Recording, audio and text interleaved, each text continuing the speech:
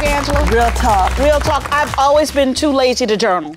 Really? I've been too. Have you bought journals and then not used them? Oh my goodness, just books and books of unused journals. Well, as you know, I am an avid journaler. I have been journaling. I have journals I have some from high school still. So for this, I went in and I was like, well, I couldn't go through all the boxes because I was like, I just couldn't break it was just too much work. So the farthest back I could get was 1993. Wow. So this is a journal from 1993, which so I've been going through it. We had this party, me and my girlfriend, we got my first apartment, you know, and in fashionable Ferndale, Michigan, we had a bring your own chair party because we didn't have any furniture, but it was so I'm flipping through this, and what's the first thing I ran into was this is the day of my first audition for Second City. Wow. So I studied history in college, not acting, and so which has been a problem, as Glenn and all the director here, Alan, can contest, has been a real problem for everyone. But I'd like to thank you for your patience. But I flipped this page and like, this is it. I got it. I was so excited here. Look at this. I can show you this. I don't even mind. I got a second callback! Yay!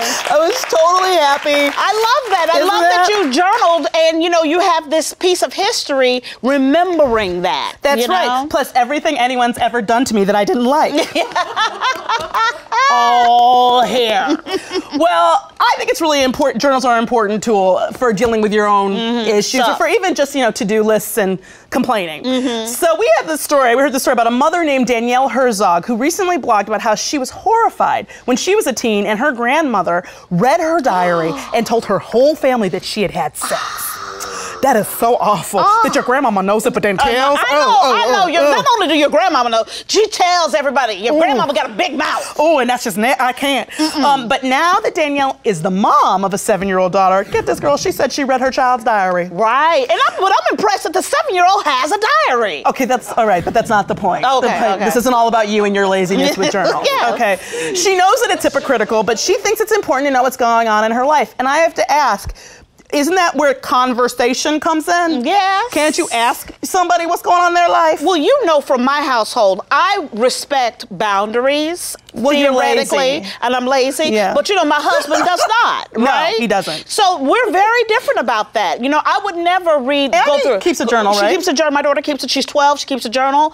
I would never go through it. I don't touch it. I don't even handle it. Well, I used to hide it, and then I realized, hey, and I remember I made this announcement to my family. I was like, if you read my journal, you're going to read something you don't like, and that's on you. Well, we polled you, Frangelistas, asking if you thought reading your child's diary is okay. 22% said yes, and 78% of you said no. Yeah, I think it's just, I'm going to tell you, I unequivocally think it's wrong. Okay. And I think if you have a question about what's going on with your kid, you got to ask them. You do have to ask Because them. this is supposed to be a safe, if you destroy this safe space, what does that do to your relationship? That's just on me. I'm just you have to have that conversation with not me, but my husband. You're all talked about in here, all y'all. Okay.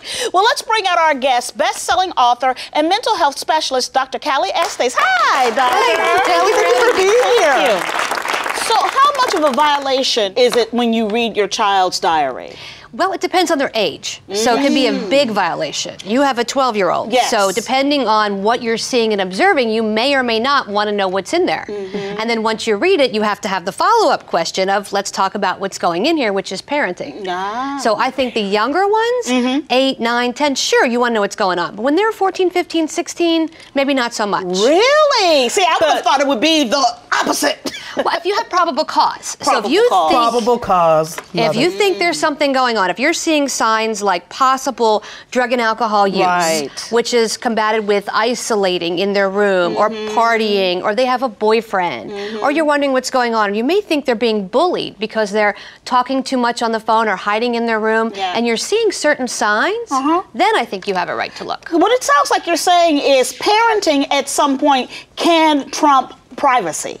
Correct. Depending on if you have a reason to look. If you have no reason. This is my problem with this logic, though. I would say, now this is the real treachery of Angela. If you feel like you're worried, you're scared, right? And so you read it, shouldn't you just not say you read it? Exactly. Unless it's something you need a parenting moment, a teachable moment. Then you use it and say, let's talk about sex, or let's talk about drugs and alcohol. Absolutely.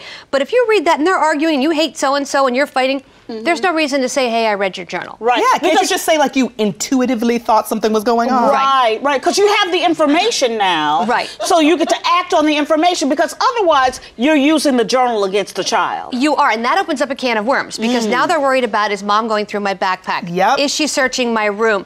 What happens when I have an issue that I want to talk about? I can't go to her. She'll violate my privacy. No, and I'm going to get more creative about how I hide things. Exactly. You know, so I'm all for lying to children. I've said this before. I don't know why we as a nation don't do it more. I think it's important. Well, what are the modern equivalents of diaries, texts, and emails? Because, you know, I didn't even think about that until I saw this question. I was like, that's a good question.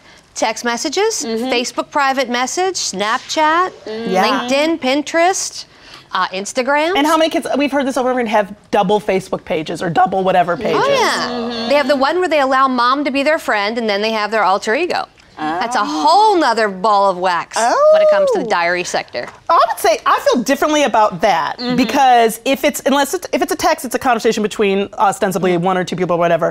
But if you posted it online and you posted it, and there's you know what I'm saying? You got to have some expectations that just somebody outside of your friend group might see it. I think the biggest one with social media is the bullying aspect. Right. Yes. So you're looking for signs of isolation, hiding in their room, not wanting to go to school. Right. Then you want to go through social media and say, I need to make sure my child is safe. Are those the red flags? Those are your red flags. Like, say those again for us, the red flags. So you're looking for isolation, hiding in their room, telling you, I don't want to go to school, or constantly being on their phone. They're always talking and texting, and they don't want to talk to you, but they're putting things back and forth between their friends. Also, change of dress. If they dress very nice and all of a sudden they're provocatively dressed or have a lot of makeup, or they have to go to the library at 10 o'clock at night, those are things you're looking for. Those were the best research hours, Dr. Callie. Exactly. I have a question. Okay, I'm going to put it to you like my mama would say. She would say, you know what? I'm paying for this phone. I'm paying for that computer. You know, this journal. Right, exactly. I have a right to have access to this. Do I have a right to invade my child's privacy in that way? No, because here's what happens. When you teach them that, they start to learn, I can do whatever I want because I say it. Yeah. And my mom did it, and now I do it. And what happens is they do it with everybody. So this is what I'm going to do, because this is mine. This is my thing. And then they may go out and buy their own journal and say to you, well, you can't read it. This is my journal. Using your logic on yourself. Exactly.